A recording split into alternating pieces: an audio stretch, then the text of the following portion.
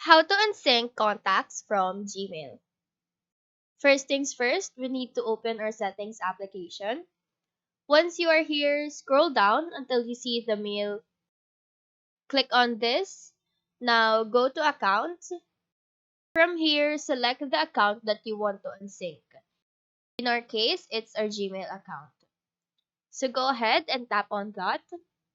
Then here, you can see permissions for email, contacts, calendar, and notes.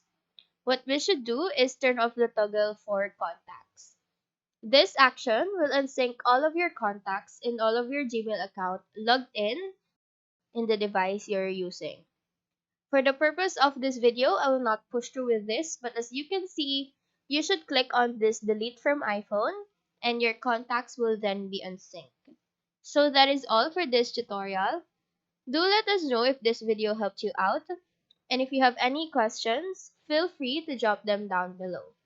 Thank you for watching and have a great day.